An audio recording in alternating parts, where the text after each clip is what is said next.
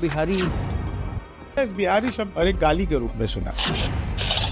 यार आजकल कुमार भैया पता नहीं क्या हो गया है उनको, कभी जो है रामायण और श्री लक्ष्मी को ले आते हैं, कभी तैमूर को ले आते हैं, कभी क्या। कुमार विश्वास जी के जुबान से वो तलखी आ रही हैं तो सवाल उठे। नेहा सिंह के इन पर बड़ा आरोप है कि मनोज तिवारी ने, पवन सिंह ने, रवि किशन ने भोजपुरी में उन्होंने बड़ा अश्लीलता फैलाई है जी। समाज में। भैया मोहब्बत आपको होती रहती कॉलेज के दिनों में हुई? इससे पहले स्कूल में भी हो गए। अच्छा प्रेम पर भैया कुछ सुना दीजिए। प्रेम करने की चीजें सुनाने की नहीं है।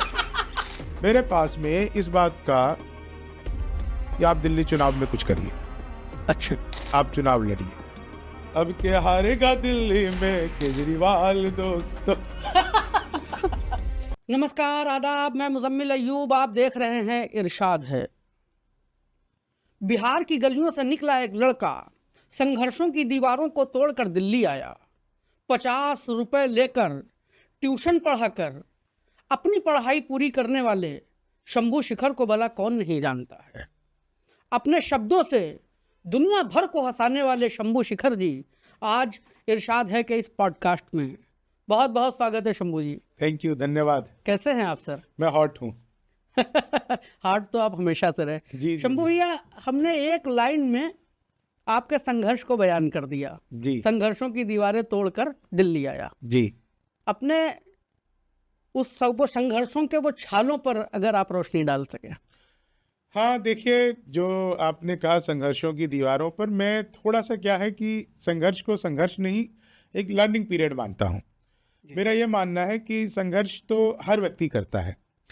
एक मुकाम पर पहुंचने के बाद हो सकता है कि व्यक्ति के रोटी कपड़े का संघर्ष खत्म हो जाए, हो सकता है कि उसके और भी जो भी बेसिक ज़रूरतें हैं उन सब का संघर्ष खत्म हो जाए, परिवार का संघर्ष खत्म हो जाए, फिर उसके मन का संघर्ष शुरू होता है।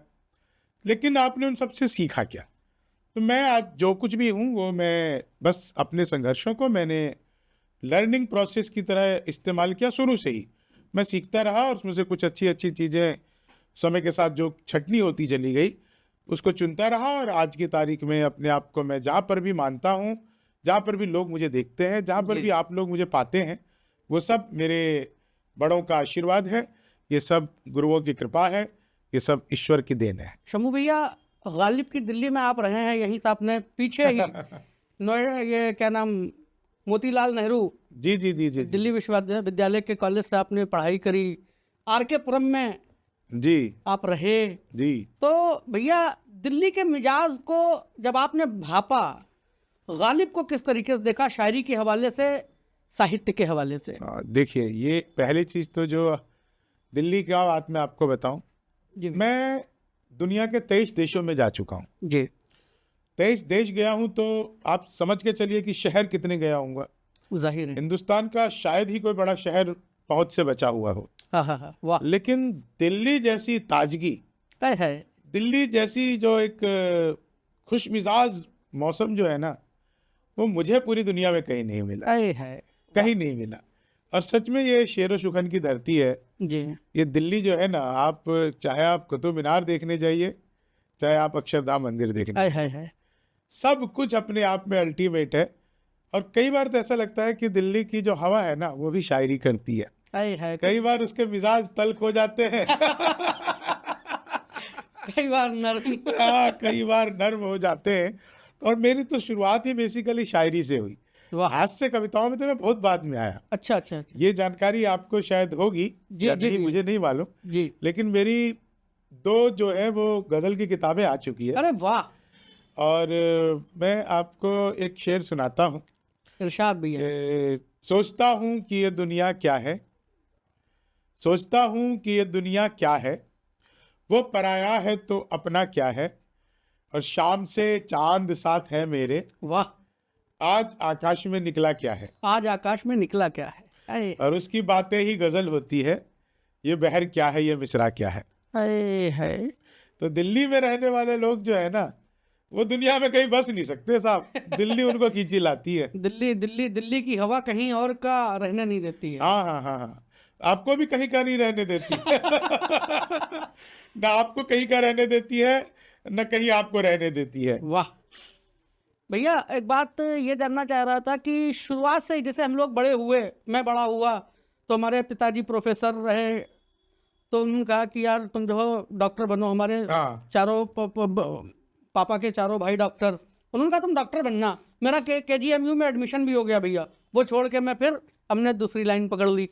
आप क्या बनना चाहते थे? मैं कुछ बनना ही नहीं चाहता था। बल्कि आज तक मैं कुछ बनना ही नहीं चाहता। देखिए सच बात है, मैं देखिए जब मैं 7वीं कक्षा में पढ़ता था जी RK पुरम में, तब से लेकर के और अब तक मेरे भीतर जो है ना एक फकीर है। आहा, वो कभी कभी सो जाता है, वैसे तो जागा रहता है बहुत टाइम, लेकिन कभी कभी सो जाता है। और उसको बनना कुछ नहीं है। मैं इस दुनिया की भागदौड़ में, चकाचौंध में, इस दुनिया की रंगीनियों में बहुत बार खोने का कोशिश करता हूँ, जी लेकिन जो भीतर है ना पकड़ के ले आता है कि नहीं। मुझे सच में, मैंने देखिए जर्नलिज्म की पढ़ाई की ये सोच करके कि कहीं रिपोर्टर बन जाऊंगा। जी मैंने कुछ समय मीडिया के भी कुछ कुछ काम किए अलग तरह से, कि सोचा कुछ इलेक्ट्रॉनिक मीडिया में बन जाऊंगा। जी मैंने कुछ समय सोचा कि चलो नौकरी करते हैं, वो भी मैं नहीं कर पाया। मैंने कहीं नौकरी की ही नहीं एक्चुअली में। जी मैं दरअसल कुछ बनना ही नहीं चाहता, क्योंकि जहाँ पर कुछ भी नहीं होता है ना, वहाँ पे सब कुछ हो सकता है। वाह। मतलब अगर शंभू शिखर जी हाँ, कवि शायर ना होते तो एक पत्रकार होते। कह नहीं सकते साहब, मुझे पता ही नहीं ना। मुझे मालूम नहीं कि मुझे होना क्या है। ये कवि शायर ये मैं क्यों हूँ, मुझे ये भी नहीं पता। तो अच्छा भैया, आपको ये कब महसूस हुआ हाँ, कि शंभू शिखर, अब शंभू शिखर बन गए हैं कवि? ये महसूस हुआ ही नहीं मुझे कि मैं शंभू शिखर कुछ हो गया हूँ। आप यकीन मानिए, जितने भी दर्शक हमारे देख रहे हैं, मुझसे बहुत लोग जुड़े हुए हैं सोशल मीडिया पर भी, और आमजन भी बहुत मिलते जुलते रहते हैं। सबको लगता है कि वो मुझे जानते हैं, पहचानते हैं, मैंने काफ़ी अचीव कर लिया है, चीज़ें मुझ तक बहुत पहुंच गई है। ये सारा कुछ जो है ना, ये भौतिक दिख रहा है, आपको दिख रहा है, मुझे भी दिख रहा है, लेकिन ये मेरी मंजिल नहीं है। और मेरी मंजिल क्या है ये भी मुझे नहीं पता। ये भी नहीं पता। हाँ, ये मेरी मंजिल है ही नहीं। और मुझे होना क्या है मुझे ये भी नहीं पता। मैं था क्या मुझे ये भी नहीं पता। मुझे होना क्या चाहिए मुझे ये भी नहीं पता। बस जो मेरे सामने आता है और जिसको आसानी से मैं कर लेता हूँ, बस उसको मैं कर देता हूँ और मेरा दिन चलता रहता है। शंभू भैया, एक एक ट्रेंड चला था बहुत पहले, हम बिहार उत्तर प्रदेश से आए हुए लोग, तो हमें बुलाया गया भैया, है ना, हाँ आपको बुलाया गया बिहारी। हाँ हत्ता कि इसको इस तरीके से प्रेजेंट किया गया कि हमें खराब लगने लगा। उसके बाद आपने इस पर एक गीत लिखा, जी जी जी जी। है ना? हाँ, ये तो देखिए जो आप कह रहे हैं, ये क्या होता था जब मैं कॉलेज में आया, उससे पहले दिक्कत नहीं थी। जी कॉलेज में आया तो वहाँ पे बच्चे जो होते हैं वो थोड़े से खुल चुके होते हैं एक दूसरे के ऊपर में। स्कूल एक डिसिप्लिन का नाम है, जी कॉलेज में डिसिप्लिन लगभग लगभग खत्म हो जाता है। तो बिहारी शब्द को कई बच्चे बोलते, पूछे कहाँ से हो, तो बिहार से हैं। अरे यार, बिहारी है क्या? अरे बिहारी है क्या से क्या मतलब है भाई? मैं एक कहानी सुनाता हूँ आपको इस बारे में, जी, स्वागत। बिहारी शब्द को लेकर के। एक DC साहब तबादला होकर के पहुंचे चंडीगढ़, और चंडीगढ़ में जो उनको आवास आवंटित हुआ, जब वो उस आवास में पहुंचे तो उन्होंने देखा कि उस आवास के बाहर बहुत ज़्यादा घास उगाई है। कोई रहता नहीं था पहले, काफ़ी समय से खाली था। तो उन्होंने एक ठेकेदार को बुलाया और कहा कि ये जो घास है इसकी सफाई करवा दो। बोले जी हो जाएगा हुजूर। कितना टाइम लगेगा? अरे हुजूर 2 दिन में हो जाएगा। 10 बिहारी लगाएंगे अपने आप हो जाएगा। क्या? बोले 10 बिहारी लगाएंगे मतलब? बोले अरे कुछ नहीं सर, 10 मजदूर लगेगा हो जाएगा। तो बिहारी लगाएंगे मतलब? बोले नहीं वो सब बिहार के ही है इसलिए बिहारी लगाएंगे। अच्छा तो सुनो, एक काम करना, DC ने बोला तुम एक काम करना कि तुम जो है ना 9 ही बिहारी लेकर के आना। तो बोले क्यों? बोले एक मैं खुद हूँ। वाह वाह वाह। तो ये सुन करके आप सोचिए कि उस ठेकेदार की क्या हालत हुई क्या होगी। हालत हुई होगी। कि जो उसका सबसे बड़ा अधिकारी सबसे है बड़ा उस समय का, जिसके हाथ में उसके बहुत सारे फैसले हैं, और को। और लेकिन आप इसको दूसरा पक्ष को देखिए कि इसको कितने अच्छे से डीसी साहब ने प्रेजेंट किया। प्रेजेंट किया, मतलब हाँ। कितना क्लियर करके बात तो रखा। मैं जो है ना इस बिहारी शब्द को 50 बार सुना और एक गाली के रूप में सुना, है तो मेरे मन में बहुत तकलीफ होती थी। जी। मैं सोचता था कि यार ऐसा तो नहीं है बिहार। अच्छा, ये भी आता था मन में कि भाई जैसे अपन मद्रासी को, मद्रास वाले को मद्रासी कहते हैं, तो बिहार वाले को बिहारी कह देंगे, गुजरात वाले को गुजराती कहते हैं, राजस्थान वाले को राजस्थानी कहते हैं। जी, लेकिन उस कहने में जो टोन और तंज होता था आनंद होता था। वो बहुत परेशान करता था। तो मैंने एक गीत लिखा, मैं उसके इरशाद है कुछ भैया। कुछ अंतरे आपको सुनाता। स्वागत है। हम श्रम नायक हैं भारत के और मेधा के अवतारी हैं।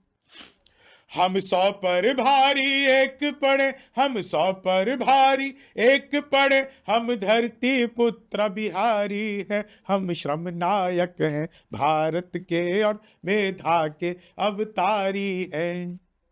वेदों के कितने बंद रचे, हमने गायत्री छंद रचे। साहित्य सरित की धारा में कितने ही काव्य प्रबंध रचे। हम दिनकर, रेणु, बाण भट्ट, विद्यापति और भिखारी है। हम धरती पुत्र बिहारी है, हम धरती पुत्र बिहारी है। वाह।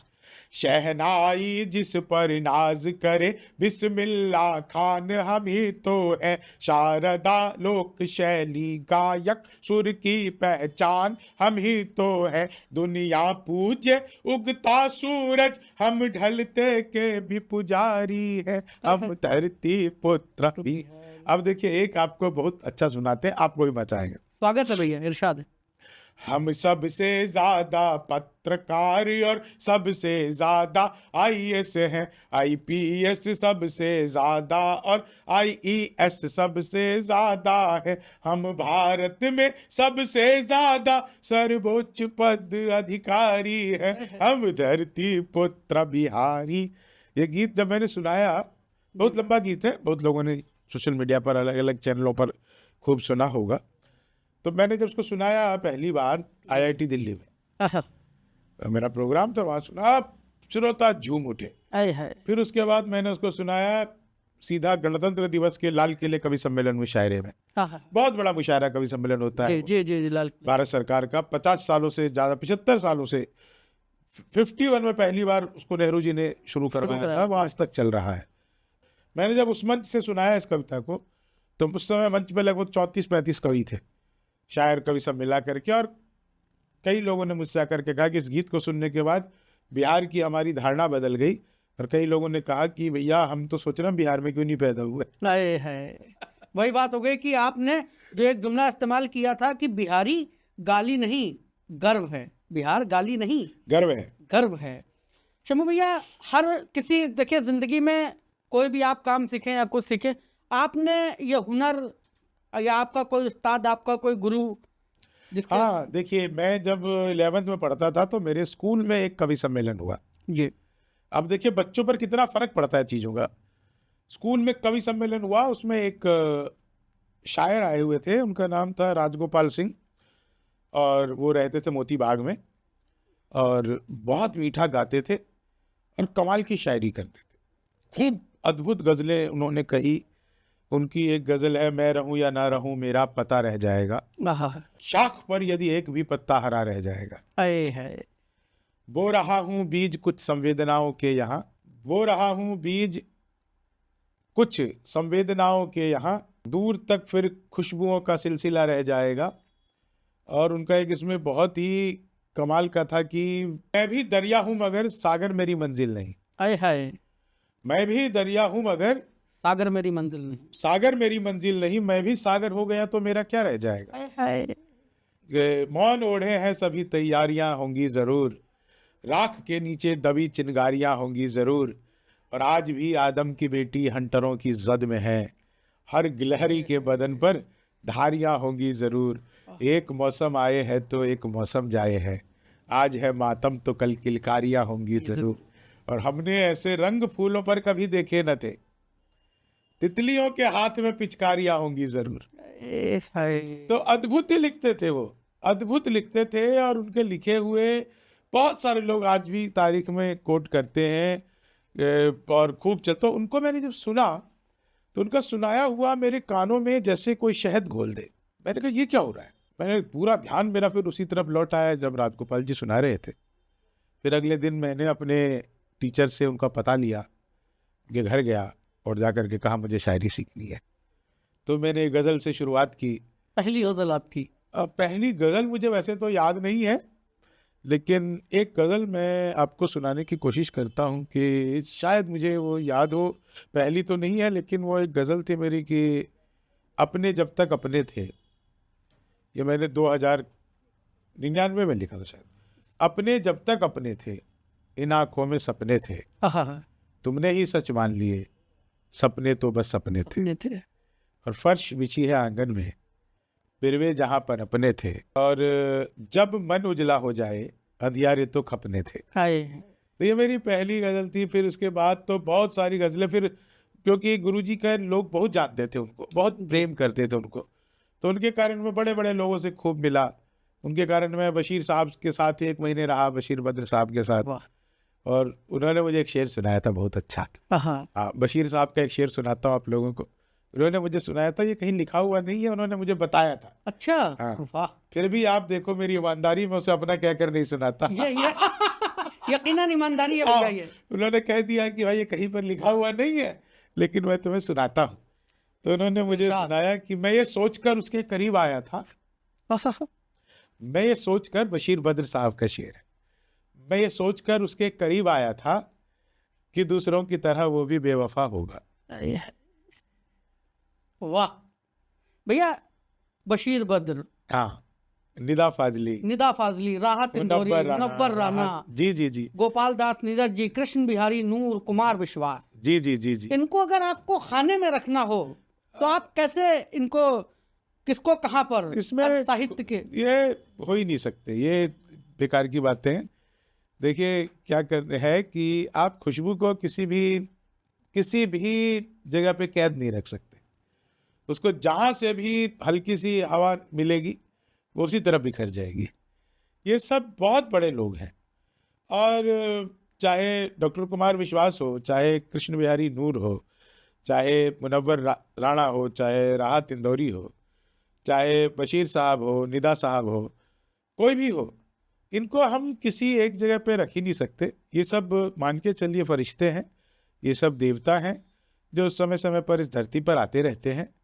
और जैसे आपसे कोई कहे कि आप ओशो को कहाँ रखेंगे, जी, तो आप कहीं नहीं रख सकते, वो शो कहीं नहीं रखा। कहीं नहीं रख सकते। तो ये लोग जो हैं, इन लोगों को कहीं नहीं रख सकते। यही नहीं, और भी बहुत सारे लोग हैं। सुरेंद्र शर्मा हैं, अशोक चक्रधर, अशोक चक्रधर जी, जी जी जी, हरिओम पवार हैं। हरिओम पवार जी। हाँ हाँ हाँ, इन लोगों को आप कहीं पर सोच के भी चले तो आप नहीं, इवन आप थोड़ा सरहद भी पार कर ले अगर आप, तो परवीन शाकिर है ना। रास्ता भी कठिन, धूप की शिद्दत भी बहुत थी, हाय हाय। साये से उसको अपनी मोहब्बत भी बहुत थी। रास आए तुझको शहरे अमीरी की दोस्ती, हम लोगों को सच कहने की आदत भी बहुत थी। और कुछ तो तेरे मौसम ही मुझे रास कम आए, और कुछ मेरी मिट्टी में बगावत भी बहुत थी। हाय हाय। तो इनको कहाँ आप कैद करोगे। अश्क खुशबू हूँ बिखरने से न रोके कोई, जो बिखर जाऊं तो मुझको न समेटे कोई। मैं कहाँ उठती हूँ ये सोचकर तन्हाई में, मेरे चेहरे पे तेरा नाम न पढ़ ले। पढ़ ले कोई। हाय आप कहाँ कहाँ कैद करके रखेंगे। वो एक पल मेरे बच्चे ने माँ कहा मुझको, हाय। वो पल जब मेरे बच्चे ने माँ कहा मुझको, मैं एक शाख से कितना घना दरख्त हुई। हाय। आप इसको कहाँ कैद कर पाएंगे। तो वो है ना कि पंछी नदियाँ पवन के झोंके, कोई सरहद ना इन्हें रोके। नाइन हीरो के। तो हम इन्हें जो है ना कहीं पर कैद ही नहीं कर सकते। ये मोहब्बत, इनसे मोहब्बत की जा सकती है। हाँ इनसे हाँ, इश्क बस किया जा सकता है। आप बस, हाँ, इश्क किया जा सकता है। मोहब्बत छोटी मोटी मोटी, चीज हाँ, होती है। हाँ, इसीलिए हम लोग मैंने- पूछते हैं हमसे कि मोहब्बत इश्क में क्या फर्क है। जी, तो देखिए बात मतलब थोड़ी कंट्रोवर्शियल हो जाएगी, लेकिन जो आप अपनी प्रेमिका से करते हैं वो मोहब्बत है, जी, और जो अपनी माँ से करते हैं वो इश्क है। वो इश्क है। वो आपके मिटाने से नहीं मिट सकता। हाय हाय। वाह। आपकी प्रेमिका चाह लेगी, जिस दिन वो आपकी मोहब्बत खत्म हो जाएगी, खत्म हो जाए। क्योंकि वो दूसरी जगह पे चली गई, तो बस आपकी मोहब्बत जा बेवफा जा हो जाएगी। आपकी माँ जिसने आपको पैदा किया है, जी, वो साहब आपके भीतर ऐसे समाई हुई है ऐसे समाई हुई है कि आप जो है उससे वो इश्क खत्म ही नहीं कर सकते। तो भैया मोहब्बत आपको होती रहती है। कॉलेज के दिनों में हुई? उससे पहले स्कूल में भी हो गए। अच्छा। शादी, भैया शादी के बाद मोहब्बत हो सकती है? क्यों नहीं हो सकती? हुई? मान लो जिससे जिससे शादी हुई उससे पहले तो मोहब्बत थी नहीं, शादी के बाद ही तो होगी उससे। आपके पास हर बात का काट है। तो मोहब्बत भैया मतलब कितने कितने फेज में होता रहता है। अभी भी जारी है? हाँ, जब भी कभी। लेकिन पहले क्या था ना कि खूबसूरत चेहरों से मोहब्बत होती थी, जी। अब खूबसूरत शख्सियत से मोहब्बत होती है। है। सच बात है। पहले जो है खूबसूरत चेहरे बहुत लोग आते थे। पहले मुझे आकार की खूबसूरती अच्छी लगती थी, अब विचार की खूबसूरती अच्छी लगती है। विचार की खूबसूरती। हाँ, इतना बदलाव आया है, इतना बदलाव आया है कि पहले जो है मोहब्बत का अर्थ पहले जो है ना हम पा लेना समझते थे। सच बताएं आपको कि किसी से मोहब्बत हो जाए तो हम सोचते थे कि उसे हम पाले पा लें। अब हमको लगता है किसी से मोहब्बत हो जाए तो उसे थोड़ा जी लें। जी लें। है मोहब्बत पा लेने में और मोहब्बत जी लेने में। हाँ। वाह। तो प्रेम प्रेम पर भैया कुछ सुना दीजिए।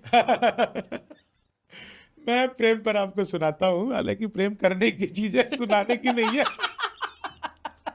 लेकिन ये मुजम्मिल भाई कह रहे हैं तो मैं इरशाद नबी। इसको सुना देता हूँ। देखिए क्या है, ये प्रेम के गीत लिख व्याकरण पर न जा, मन की पीड़ा समझ आचरण पर न जा, मेरा मन कोई गीता से कम तो नहीं, खोल कर पृष्ठ पढ़ आवरण पर न जा। तो प्रेम जो है ना, देखिए मैं आपको एक प्रेम पर आपको 4 लाइनें सुनाता हूँ, स्वागत है भैया। और आपको मजा आ जाएगा सब। यादें तुम्हारी कितने ही रंगों में ढल गई, हर फूल हर कली में अपनी बात चल गई, जिस दिन से तुमने यार गले से लगाया है, उस दिन से मेरे शर्ट की खुशबू बदल गई। उस दिन से तो मेरा एक दोस्त बोला कि साले तुम शर्ट पहन के गला ही क्यों लगाए? वाह। एक और सुनाता हूँ। स्वागत मैं भैया। बहुत बदमाश रहा हूँ यार, ऐसा नहीं है, लोग आज से कभी समझ के माफ कर देते हैं। तो एक आपको सुनाता हूँ, स्वागत। कॉलेज के दिनों का इश्क का एक है ना। ये सुनिएगा साहब कि एक डॉक्टर को अगर इश्क हो जाए, है ना, स्वागत कि ये इश्क है आसान ही एहसास हो गया, जाने क्या तुझ में था जो इतना खास हो गया, यादें तुम्हारी इतनी हमें ओटी में आई, किडनी बदलनी थी तो बाईपास हो गया, किडनी बदलनी थी तो। अब देखिए क्या आपको क्लाइमेक्स इसका बताते हैं कि उसके तराने गीत में मैं गुनगुना रहा, आंखों को ख्वाब अब भी उसी के दिखा रहा, कॉलेज के दिनों में किसी ने चूम लिया था, अब तक जुबान पे स्वाद लिपस्टिक का आ रहा, अब तक तो ये जो एहसास है ना मोहब्बत का जी, उस टाइम का अभी तक आपको आनंद दे रहा है। भैया ब्रेकिंग न्यूज वाली। हाँ, ब्रेकिंग न्यूज वाली तो है ही, वो तो कि तुम्हारे साथ बैठे टाइम का कुछ यूज हो जाए, तुम्हें चाहे कि देखे दिल बहुत कंफ्यूज हो जाए, हमारी हर कहानी हर जगह सुर्खी में हो दिल भर, कभी हम तुम मिले ऐसे कि ब्रेकिंग न्यूज हो जाए, कभी हम तुम मिले ऐसे। और देखो इसमें क्या है, आपको मजा आएगा इसका। जी न हमसे बात करती हो, न खुल के मुस्कुराती हो, भला दिल में है ऐसा क्या सुबह से कह न पाती हो, और जब दुर्गंध सी आती है सांसों से तेरी दिल भर, बताओ आजकल क्या तुम कोई गुटखा चबाती हो। वाह वाह। भैया आप बिहार से हैं। हाँ।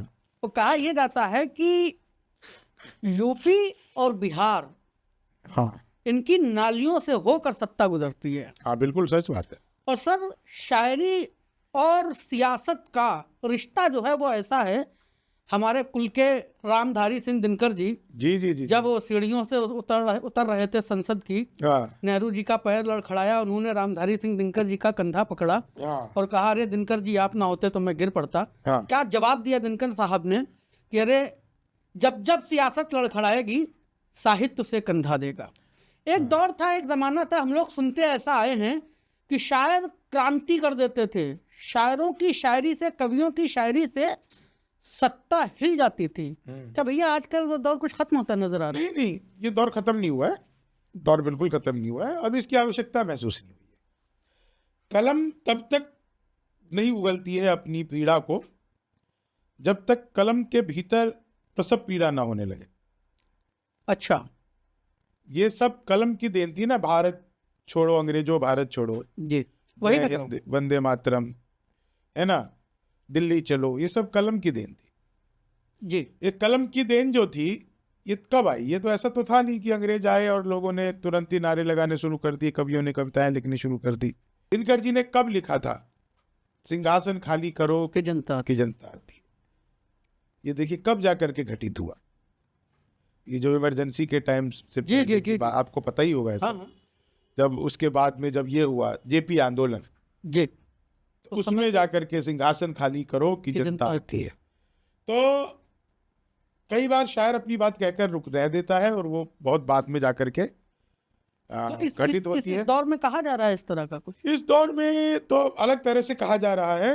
जी। अदम गोडवी साहब ने खूब अलग अलग तरीके से कहा है। जी और इसको आप चाहे, क्योंकि अभी सत्ता परिवर्तन या सत्ता को बदलने के लिए लोग उसी तरह की शेरो शायरी का इस्तेमाल कर रहे हैं, लेकिन नया कुछ इसलिए भी नहीं कहा जा रहा, उसको आवश्यकता महसूस नहीं होती। अच्छा, हाँ, वो एक्सट्रीम पर जाकर के ही होती है और अचानक से निकल करके आती है। तो जैसे दुष्यंत ने अपने टाइम में कहा, जी खूब कहा दुष्यंत खूब ने। कहा। जैसे दुष्यंत ने जेपी के लिए कहा था कि एक बूढ़ा है हमारे देश में, जी या यूं समझ या यूं कहिए इस अंधेरी कोठरी में एक रोशनदान है। कहे उन्होंने उसके लिए कहा, उन्होंने ही कहा कि तेरे सीने में नहीं तो मेरे सीने में सही, हो कहीं भी आग लेकिन आग जलनी चाहिए। उन्होंने ही कहा कि कौन कहता है कि आसमान में सुराग नहीं हो सकता, एक पत्थर तो तबीयत से उछालो यारो। उन्होंने ही कहा। अभी गोंडवी साहब ने जब थे तो गोंडवी साहब ने खूब कहे, है ना, कि काजू भरी प्लेट में विस्की गिलास में उतरा है राम राज विधायक निवास। तो शायर अपनी बात तो अपने तरीके से कह देता है। ये डिपेंड करता है कि इसको समाज कब अपने लिए इस्तेमाल करता है।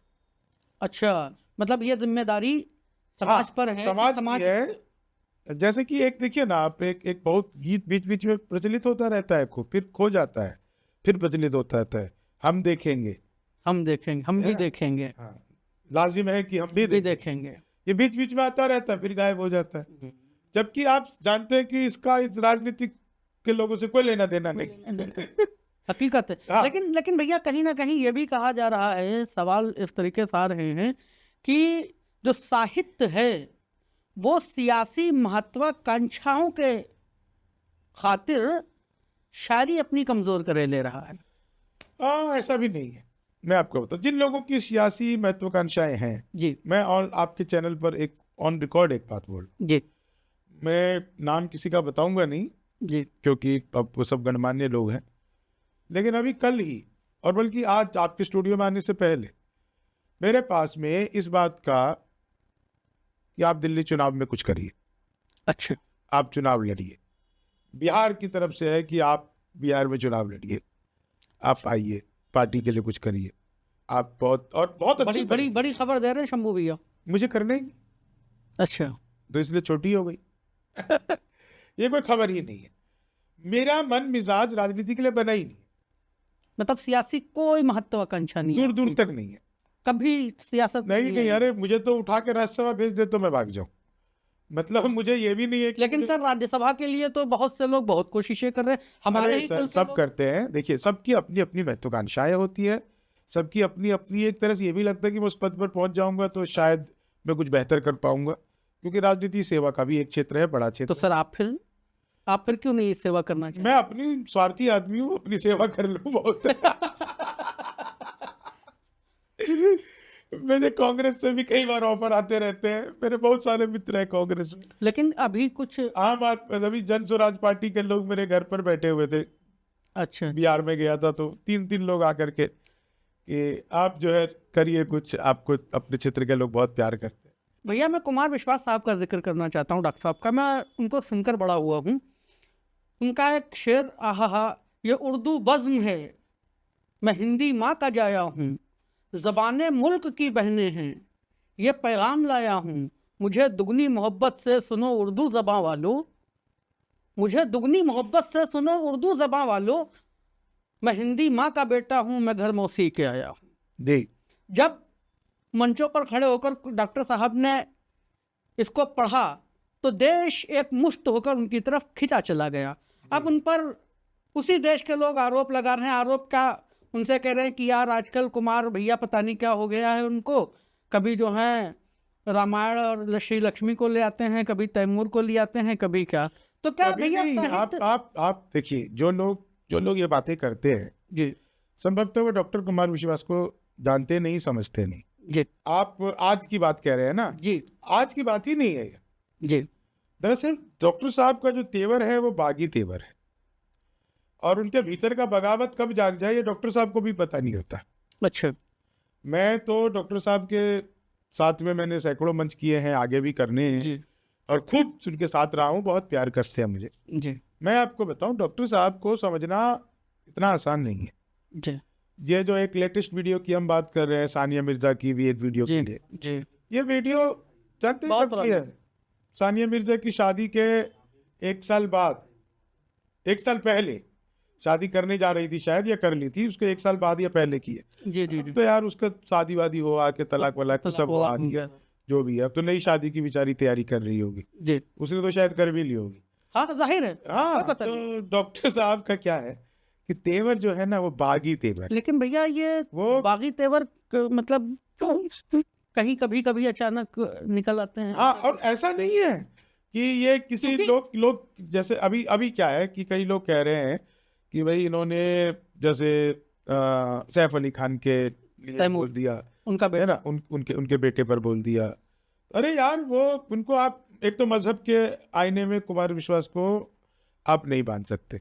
वो बाबा रामदेव के लिए भी तो कह रहे थे, है ना, जी जी जी बाबा रामदेव के लिए भी कह रहे थे। आप इसको क्या कहोगे, बाबा रामदेव के लिए भी कह रहे थे। ये सवाल यही उठ रहा है शंभू भैया कि मुजम्मिल ने आप इसको सवाल बना रहे हैं इसलिए सवाल उठ रहा नहीं है। नहीं, मैं बता रहा हूँ आपको भैया, मुजम्मिल ने डॉक्टर कुमार विश्वास को मंचों पर ये सुना है, ये पढ़ते हुए सुना है कि अरे आप किससे सर्टिफिकेट देशभक्ति का मांग रहे हैं? उससे, मेरे दोस्त फैयाज से, जो 5 बार अपना मस्तक, अपना माथा इस धरती माँ के सिर पर रख रहा है, वो हर बार जय वंदे मातरम बोल रहा है, वो हर बार जय हिंद बोल रहा है। ये पढ़ते हमारे कानों को ये सुनने की आदत है, इस देश के कानों को कुमार विश्वास के कंठ से ये सुनने का आदत है। अब कुमार विश्वास जी के जुबान से वो तलखी आ रही है तो सवाल उठ रहा है। अब तल्खी इसलिए लग रही है आपको, हमें नहीं भैया, नहीं आप मतलब जिसको भी लग, ये सवाल तभी आया ना जब तल्खी लग रही है। इसका आप दूसरा पक्ष भी देखिए जी। इसका दूसरा पक्ष ये है कि डॉक्टर साहब, चाहे बीजेपी हो या कांग्रेस, जब डॉक्टर साहब अपनी पे आते हैं जी तो सबको वो एक ही लाइन में खड़ा कर देते हैं जी। और ऐसा नहीं है। मतलब मैं आपको बताऊं कि आप डॉक्टर साहब को थोड़ा ध्यान से सुना करिए। आप जो है किसी वीडियो का एक लाइन निकाल लेते हाँ, ये भी सच्ची बात है। हैं, एक लाइन निकाल देते हैं, 20 सेकंड निकाल लेते हैं और उसको आप फैला दिया, प्रचलित करते जी हैं, जी जी जी। सुनाते हैं। वो कहते हैं ना कि मीडिया वाले बैठे हैं और ये आकर के रिकॉर्ड कर रहे हैं और फिर अगले दिन डालेंगे, फिर फिसली कुमार विश्वास की जुबान, वो खुद ही बोलते हैं वो, और फिर वो खुद जानबूझकर कुछ ऐसा बोल देंगे कि लोग उसी को चलाते रहेंगे। अरे भाई, डॉक्टर साहब जो है वो शब्दों के खिलाड़ी हैं, दिलों के विजेता हैं। उनको पता होता है कि कब क्या बोलना है, कब किस चीज़ से पब्लिक आंदोलित हो जाएगी, कब किस चीज़ से पब्लिक शांत हो जाएगी।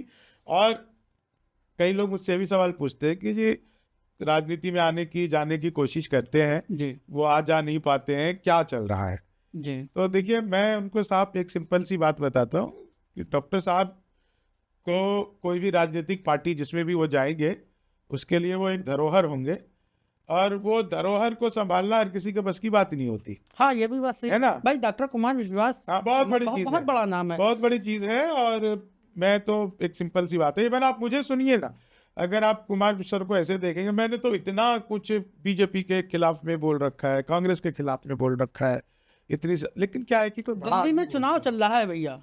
हाँ। चलिए इसको अरे पिछली बार तो बहुत मजा आया था, हाँ, उस पर सुनाइए 2020 का भैया। चुनाव था, 2020 आया था, तब चुनाव होना था, तो मैंने एक 4 लाइन सुना दिया था, बहुत बवाल हो गया था। जी, मैंने सुना दिया था कि आया 2020 का ये नया साल दोस्तों, अब के हारेगा दिल्ली में केजरीवाल दोस्तों।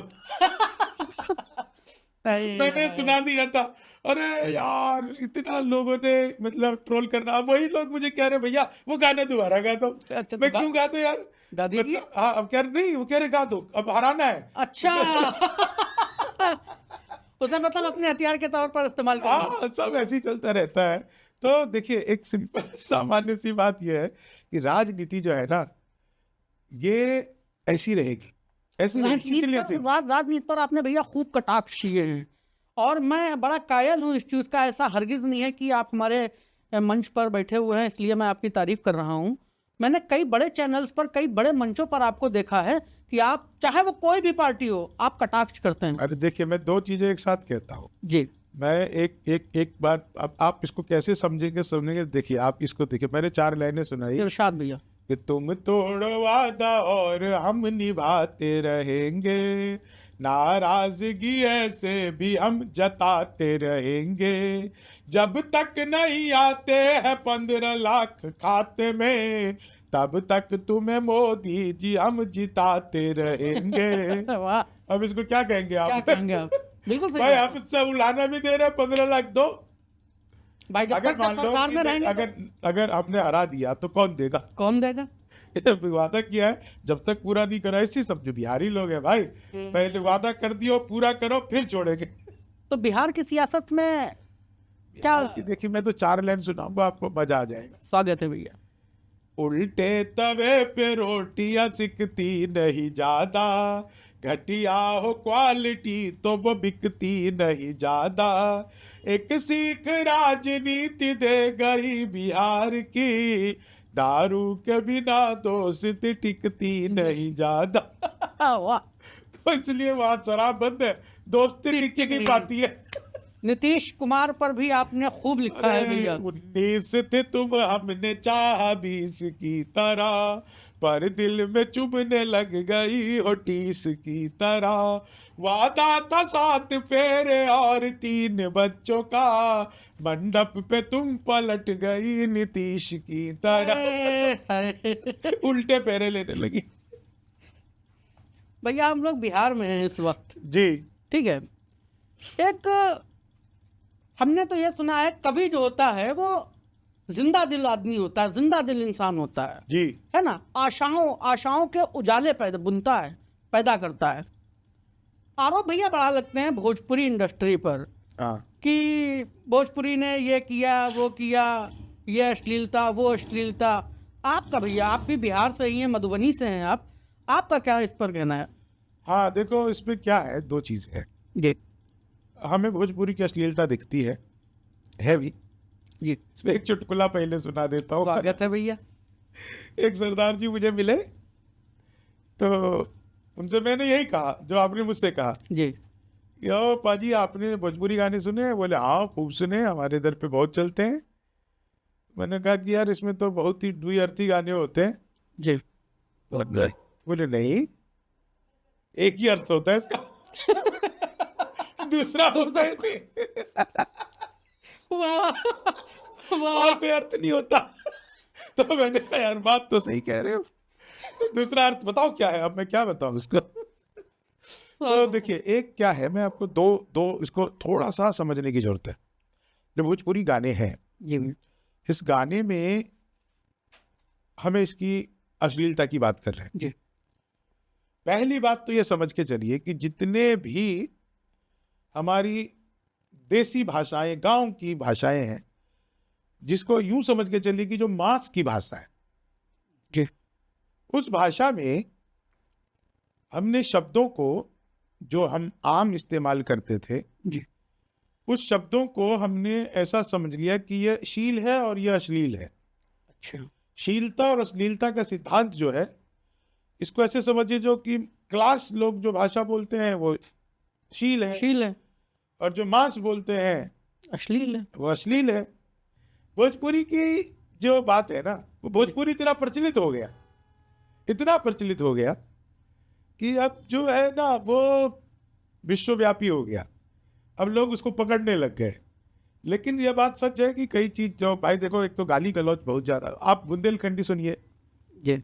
उसमें भी आपको जो है बहुत सारा सुनने को साहित्य मिलेगा ऐसा। लेकिन थोड़ा सा मैं भोजपुरी के गायकों से निवेदन करूंगा कि थोड़ा सा गाली गलौज से परहेज करिए, बहुत ज्यादा गाली गलौज भी हो जाता है। और बाकी तो आप एक चीज बताइए। जी भैया। हाँ, आप एक चीज बताइए। जी। आप बात कर रहे हैं कि भोजपुरी में अश्लीलता फैली है। जी। ठीक है, मैं मानता हूं आपकी बात सही है। लेकिन भोजपुरी में जिस तरह का श्रृंगार लिखा गया, भोजपुरी में जिस तरह के गीत लिखे गए, उस श्रृंगार को आप कैसे सुनते हैं, समझते हैं, उसको भी तो आपको थोड़ा सा हाईलाइट करना था। हाईलाइट करना पड़ेगा। अब देखिए, एक गाना है कि जाता रहा परदेश बलमुआ, छोड़ के अपन देश बलमुआ, का दिखवई हाँ पंडित जी से खुलवा के पोथी पतरा, एगो चुम्मा लेला राजा जी बन जाई जतरा। वाह, अब आप इसको अश्लील गिनेंगे? कंफ्यूज हो गया आप। कंफ्यूज हो गए? लोग कहेंगे चुम्मा ले रहा है तो अश्लील होगा। अब इसका पृष्ठभूमि पे बात करिए। जाता रहा परदेश बलमुआ, छोड़ के नायिका अपने नायक से कह रही है, पत्नी अपने पति से कह रही है, प्रेमिका अपने प्रेमी से कह रही है जी। कि तुम जो है इस देश को छोड़ के परदेश में जा रहे हो, देश को छोड़ के परदेश जा रहे हो अपना, है ना। अब जाने के लिए तुमको पोथी पतरा दिखाने की जरूरत पड़ेगी, कब जाना है कब नहीं जाना है, किस दिशा में जाना है किस दिशा में नहीं जाना है ना, कौन सी दिन को जाना है कौन से दिन को, तो इन सब की तुमको जरूरत ही नहीं है। मैं यहाँ पर हूं, तुम मेरा एक चुंबन करके लेकर के जाओ, तुम्हारी सारी यात्रा सफल होगी। अब ये प्रेम की पराकाष्ठा है, उस नायिका के विश्वास की पराकाष्ठा है। जो हमारे यहाँ पे श्रृंगार लिखे जाते हैं, जो घोर श्रृंगार और अघोर श्रृंगार लिखे जाते हैं, तो श्रृंगार सब में क्या है? तो हालांकि देखिए, भोजपुरी के जो गाने आते हैं आजकल, तो मैं एक दो गाने बहुत सुनता हूँ, बहुत मुझे आनंद आता है। लटक जइबा ए राजा चलिए के रुख से, आहा, हम कल्पना करते हैं कि साला वो कैसे लटके, आगे बढ़ने का नौबत ही नहीं आएगा, वही पे आके लटक गया, हुक में ही लटक। वाह भैया। हाँ, तो आप इसको ऐसे मत देख। अच्छा, इसको ज्यादातर सुनने वाले लोग जो है ना, तो आप ये भी देखिए जी। कि वो उस क्लास के लोग सुनने वाले लोग हैं कि कौन सुन रहा है भोजपुरी गाने, हम सब तो सुन रहे हैं, लेकिन एक बहुत बड़ा क्लास है जो ईंट धो रहा है, पत्थर धो रहा है, वो चला रहा है, सामान सब उठा रहा है, उधर उधर कान में लीड लगा के सुन रहा है। दरअसल भैया नेहा सिंह राठौर हाँ, बड़ा आरोप लगाती हैं कि भाई भोजपुरी में बड़ी अश्लीलता परोसी जाती है। मनोज तिवारी, हाँ, सांसद बीजेपी, पवन सिंह, तो इन पर बड़ा आरोप है कि मनोज तिवारी ने, पवन सिंह ने भोजपुरी में, और आपके गोरखपुर से सांसद रवि किशन जी, नेहा सिंह के इन पर बड़ा आरोप है कि इन्होंने बड़ा अश्लीलता फैलाई है जी जी। समाज में। नेहा सिंह अच्छा करती है, मुझे बहुत पसंद है। अच्छा। हाँ, बहुत पसंद है मुझे, बढ़िया। मैंने एक बार उनको फोन करके बधाई भी दी थी, ऐसे ही गाती रहो, बहुत अच्छा है। हर तरह की चीज होती है समाज में जो है ना, ऐसा नहीं है कि भाई आप किसी एक चीज को प्रचालित करते रहे और एक चीज को इग्नोर कर दें। उन्होंने कुछ गाने सचमुच में बहुत अच्छे गाए हैं। जैसे आपको नेहा सिंह का कौन सा गाना अब पसंद? गाना थोड़ी याद करके बैठे रहेंगे हम। अच्छा। हाँ, लेकिन हमको बहुत बहुत सारा जो एक टोन है उनका पुराना, अच्छा। उस सब टोन पे पुरानी जो हमारे पूरबिये टोन गायब से हो गए थे। कुछ कुछ ऐसे जो हमारे यहाँ की गाड़ियां हैं, जो हमारे यहाँ के प्रचलित धुन है, जी। उन सबको जिंदा उसने की। गाँव में पहुंचाने का काम किया। और अच्छी बात यह कि उसके लिए उसने कोई अश्लीलता का सहारा नहीं लिया, प्रोपेगेंडा का सहारा लिया, अश्लीलता का सहारा नहीं। अश्लीलता का सहारा। हाँ, तो प्रोपेगेंडा तो सब हम लोग खुद करते हैं, 50 तरह का करते हैं। सोचते हैं अच्छा अभी योगी बाबा का चल रहा है, लगाओ बुलडोजर पे एक गाना, बना देते हैं हम। हाँ, बने। हाँ, बने भी, हाँ, बुलडोजर पर गाना बना। जी, जी, मैंने खुद एक गाना बनाया था, जी। बहुत चला था, खूब, है ना।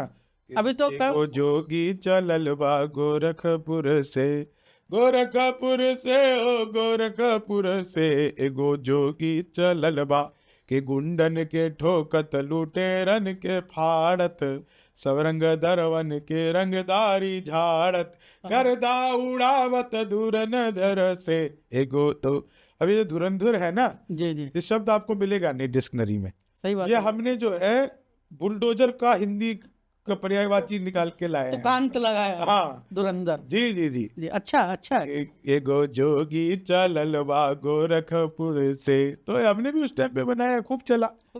जी जी जी जी। तो नेहा जी का मैं फैन हूँ, प्रशंसक हूँ। आज भैया जैसे हम लोग हैं, हम लोगों को जब थोड़ा अजीब सा लगता है, डिप्रेशन में लगते हैं, आपको सुन लेते हैं, बड़े शायरों को सुन लेते हैं। आप किसको भैया सुनना पसंद करते हैं? मैं सो जाता हूँ।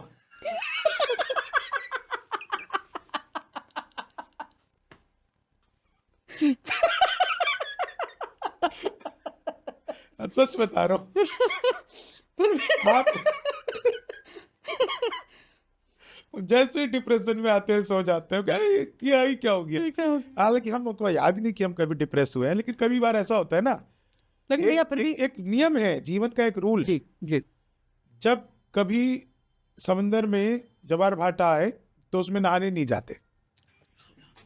तो मन में जब कभी ऐसे विचार उथल पुथल कर रहे हो तो उसमें अपना विचार इनपुट करके और कुछ करने की जरूरत नहीं, एक्स्ट्रा कुछ नहीं। भोजपुरी को कुछ भैया सुना दीजिए। अब भोजपुरी में कुछ सुना दे। देखिए भोजपुरी से हम लिखते नहीं है वैसे कुछ खास, एक गीत तो अभी सुनाई दिए थे आप। जी जी तो भोजपुरी में हम कुछ खास लिखते नहीं है, लेकिन हमको भोजपुरी की एक बात बहुत अच्छी लगती है जी कि इसके गाने जो है ना, जी। तो आप बहुत आनंदित करते हैं। हाँ, एक गाना हमको पहले हम भोजपुरी का बहुत सुनते थे जी और अभी थोड़ा सा कम हो गया है, उसको थोड़ा कम सुन रहे हैं। वो है कि सैया जाड़ा में गौना करती रजाई लेखा काम आईती। अब आप कहोगे यार इसमें अश्लीलता है। हाँ, क्या अश्लीलता है भाई? एक आप सार्वजनिक सुन रहे हैं, सैया से कह रही है एक उसकी पत्नी कि तुम जाड़ा में गौना करा लो तो मैं रजाई की जगह काम आऊंगा। मैं काम आऊंगा। क्या इतना भी प्यार ना करे कोई? बताइए आप। सीधी बात है, बहुत सिंपल बात है। इतना भी रोमांच लोगों के भीतर ना बचा रहे तो फिर ये कि वो भी नहीं अपने पूछा पति से जाना कह चाहिए? सके कि भैया तुम जाड़ा में जो है गौना करा लो, उनको बुला के ले जाओ, रजाई की जगह मैं कहा। अरे इतना, यही तो गर्माहट है कि जैसे बरल सैया रसरी में रसरी वैसे फंसा देता टंगड़ी में। तो कल्पना कर रही, कल्पना उसको कर उत्तेजित कर रही है क्या कि हमको लेकर के जाओ, नहीं तो छोड़ के बैठा हुआ है वो तो। तो छोड़ के बैठा हुआ। हाँ, कि जैसे बरल सैया रसरी में रसरी वैसे फंसा देता टंगड़ी में टंगड़ी। अरे नहीं, संग संग दोनों रतिया बीतती रजाई लेखा। अब देखो एक चीज और हमको याद आ गया। ये गाना सुने थे, छलकत हमरी जवनिया ए राजा हाँ यस, जैसे कि बल्टी के पनिया। सुने हैं आप? सुना है सुना है। ये छलकत हमारी जवनिया ए। आप देखिए उसका क्या मतलब उपमा दिया है लेखक ने यार। तसव्वुर देखिए, क्या अद्भुत, मतलब छलकत हमारी जवानी, क्या उसका कंपैरिजन के जैसे बाल्टी में भरा हुआ पानी पानी छलक रहा है। अब इस नाम से किसी ने पूछ लिया कि छलकत हमारी जवानी है, ये क्या मतलब है? उसको आती नहीं थी बेचारे को। जी। तो कोई लड़की थी कि ये क्या है, तो मैंने उसको अंग्रेजी अनुवाद करके बताया। छलकत हमारी जवानिया ए राजा जैसे कि बल्टी के पनिया। The legal age of casting my vote is over floating like full bucket of water.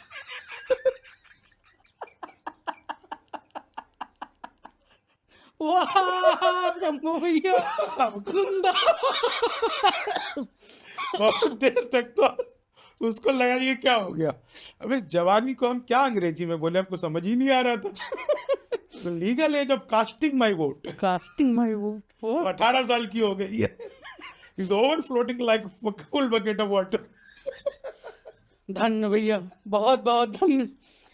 तो देखो जीवन में यार आनंद लो, बहुत मस्ती लो, सब ऐसे ही है, चीज सब ठीक है, बहुत नहीं, बढ़िया। हिंदी में भी भैया देखिए, मैं तो भाषा प्रेमी आदमी हूँ भाई। अगर आपको भोजपुरी पर लगा रहे हो तो इधर हिंदी में तो पूछा जा रहा है, चोली के पीछे क्या है हाँ ठीक बात है ना? अगर ये देखें चोली के पीछे क्या है, सरकारी लोग खटिया, जाड़ा लगे, हाँ, जाड़े में बलमा हमको बड़ा नाना जी माफ करना, आज तक नहीं माफ किया। आज तक नहीं माफ कर, गलती हो गई। हाँ, ठीक है। तो ये सब मैंने क्या कहा आपको, देखिए हम सब का बहुत संस्कृति का ना हमारे देश में बहुत ज्यादा जो है मिक्सर है, बहुत विभिन्नताएं हैं यहाँ पर। जी। आप ऐसी बात कर रहे हैं, जो लोग सुन रहे हैं, बुंदेलखंड का कोई सुन रहा होगा अगर, जी आप अपनी लोक भाषा में देखिए ना, सुनिए, आप हमारी भाषा में सुनिए, कोई भोजपुरी का है तो आप कभी ऐसे बात करिएगा आराम से। अब मतलब वही है कि चैनल है तो इसलिए मैं ऐसी भाषा का प्रयोग नहीं कर रहा हूँ, नहीं तो लोग ऐसी ऐसी बात करेंगे कि साला एकदम से लगेगा कि यार हाँ ये क्या बोल दिया, लेकिन वो सब सहज स्वीकार्य शब्द है। अच्छी बात। आप अलीगढ़ चले जाइए, आप देखिए लोगों की भाषा कैसी है वहाँ पर, जो आपस में वो लोग बात करते जो हैं। लोग बात करते हैं। हाँ, आप मुजफ्फरनगर चले जाइए, अब आप कहेंगे कि हर जगह जो है तहजीब की नगरी लखनऊ बन जाए। और वो सर भैया, वो लखनऊ में कहाँ वो चीजें हाँ। रही हैं, ना वो लखनऊ रहा, ना वो अमीनाबाद। हाँ सही बात है। तो ढूंढ रहे हैं, तलाश, हाँ, बेहतर से बेहतर तलाश कर, मिल जाए अच्छे जो से दरिया। खूब से बेहतर तलाश कर, जी मिल जाए जो दरिया तो समंदर तलाश कर। भैया, अपना कोई जो आपको सबसे ज्यादा पसंद हो वो सुना दी, आपको भी पसंद हो और भाभी को भी पसंद हो। अक्सर बहुत ये होता किसकी है। भाभी को? हमारी भाभी। तो आपकी तो कई भाभियां होंगी ना। अभी तो मैं अपने बड़े भाई से बात कर रहा हूँ। मेरे को एक गाना बहुत पसंद है, अब ये तो ऐसे ही चल रहा है तो मैं क्या को अपना सुनाऊं, दूसरे लोग लिख दिए है उसी को सुना। सुनाइए भैया, वाह, दिन बन गया भैया, दिन बन गया। बहुत धन्यवाद आपका। ये विशाल नयन जैसे नील गगन, पलकों के किनारे कजरारे हो आ। ये भी अब देखो ना, तुम भाभी का जिक्र करते तो भुला दे रहे हैं। हाँ, इसमें नहीं एक बहुत अच्छा चुटकुला सुना देते हैं जी। पहले, फिर उसके बाद आपको मजा आएगा। वो पूरी की यार पूरा जीवन जो है ना डर में बीत रहा है। जी पहले माँ बाप का डर, बाद में नौकरी जाने का डर, फिर बच्चों का डर, आजकल मीडिया लीक हो जाने का डर। जी। तो सामने वाले ने पूछा यार पत्नी का नाम नहीं लिए, बोले डर के मारे लिए।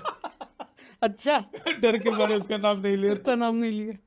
तो ये विशाल नयन जैसे नील गगन, पलकों के किनारे कजरारे, माथे पर सिंदूरी सूरज, होठों के दहकते अंगारे, साया भी जो तेरा पड़ जाए, आबाद हो दिल का वीराना, चंदन सा बदन, चंचल चितवन, धीरे से तेरा यूं मुस्काना, मुझे दोष न देना, जग वालों हो जाऊं अगर मैं दीवाना, चंदन सा बदन। मुझे बहुत अच्छा लगता है। वाह, आपकी आवाज भी बहुत खूबसूरत लगी। अरे अभी तो मेरा नाक जाम है। नहीं, आपकी आवाज माशाल्लाह है, खूबसूरत आवाज। वाह क्या बात है, थैंक यू। नहीं, अच्छी लगी मुझे, यकीन मानिए, मैं मतलब कोई वो नहीं कर रहा हूँ भैया। चलिए मैं आपको देखिए, मैं एक हास्य का कवि हूं। मैं आपको एक चीज चलते चलते बताना चाहता हूँ कि जीवन में लोगों के सपने होते हैं आत्मनिर्भर भारत। राजनीति के लोगों का सपना है, लोगों का सपना है खुशहाल भारत जी। लोगों का सपना है विकसित भारत, लोगों का सपना है कि विश्व गुरु भारत। जी। मेरा सपना है हंसता खिलखिलाता भारत। हाय, वाह। इसके आगे मेरा और कोई सपना नहीं है। मैं एक हास्य का कवि हूँ और एक बात कहता हूँ कि मित्र मिले हम चार, एक बोला सुन यार, जोश के बिना तो ये जवानी सुनी सुनी है, दूजा बोला जोश से ही काम चलता नहीं है, हौसला जो ना हो तो रवानी सुनी सुनी है। तीजा बोला मैं तो बस एक बात मानता हूँ, प्यार के बिना सभी कहानी सुनी सुनी है। मैंने कहा प्यार जोश हौसला सही है, पर हंसी ना हो तो ये जिंदगानी सुनी सुनी। नहीं, जीवन में हास्य ना हो, वाकई सब सुना है, सब सुना है, पर तो खुलूस दिल में लबों पर मिठास रहने दो, न खुद रहो न किसी को उदास। उदास रहने। वाह भैया, जो नए बच्चे लिखने वाले आ रहे हैं, चलते चलते इस पे कुछ प्रकाश डाल दीजिए, हाँ, है ना, कि मतलब सबसे बड़ी कमी यही है कि आपको सबसे बड़ी कमी जो है ना नए लोगों की यही है कि पढ़ते नहीं है। जी हम यहाँ पे लगभग 1-1.5 घंटे से आपके साथ पॉडकास्ट में बैठे हुए हैं, जी और 1-1.5 घंटे की बातचीत में आप अगर पूरा देखेंगे वीडियो तो हमने हर विषय पर लगभग बात कर ली। मैं एक हास्य का कवि हूँ, लेकिन ऐसा नहीं है कि मुझे राजनीति का ज्ञान नहीं है, ऐसा नहीं है कि मुझे देश दुनिया का ज्ञान नहीं, क्योंकि मैंने पढ़ा है। मैं लोगों से ये कहूँगा कि कुछ भी करने से पहले पढ़िए। एक डॉक्टर बनने के लिए आपको 12वीं तक की पढ़ाई करनी पड़ेगी, फिर उसके बाद उसका एग्जाम क्लियर करना पड़ेगा, फिर उसके बाद 5 साल उसमें लगाना पड़ेगा, फिर विलेज पोस्टिंग होगी, फिर MD करेंगे, तब जाकर के आप प्रैक्टिशनर बन पाए। सच्ची बात है। कितनी पढ़ाई करेंगे? आप चाहते हैं कि कभी ऐसी बन जाए? सच्ची बात। ऐसे कैसे चलेगा? ठीक है, कविता की प्रतिभा नैसर्गिक होती है, लेकिन निखारना तो उसे भी पड़ता है। लता मंगेशकर जी कहती थी कि ईश्वर जो है वो 10% आपको देता है, 90% आपकी मेहनत होती है। वो अपने अंतिम दिनों में भी रियाज कर रही थी। है। इसलिए जरूरी है कि कुछ भी लिखने से पहले पढ़ें। बात चलते चलते बस भैया, चलते चलते बस आप लोगों से इतना कहना चाहूंगा कि पोशाक पुरानी लिए अभिनव हूँ मनाओ, नफरत में भी मैं प्यार का कलरव हूँ मनाओ। कि पोशाक पुरानी लिए अभिनव हूँ मनाओ, पोशाक पुरानी लिए अभिनव हूँ मनाओ, नफरत में भी मैं प्यार का कलरव हूँ मनाओ। रोने के लिए और भी महफिल है जहां में, शंभू शिखर में हास्य का उत्सव हूँ मनाओ, जिंदाबाद। शंभू शिखर में हास्य का उत्सव हूँ मनाओ। बहुत बहुत शुक्रिया शंभू भैया, आपने अपना कीमती वक्त दिया इरशाद है को। आज के लिए हमें इजाज़त दीजिए, अगले पॉडकास्ट में किसी नए शायर, नए कवि के साथ मिलेंगे। तब तक आदाब, नमस्कार। आप सबका बहुत बहुत धन्यवाद है।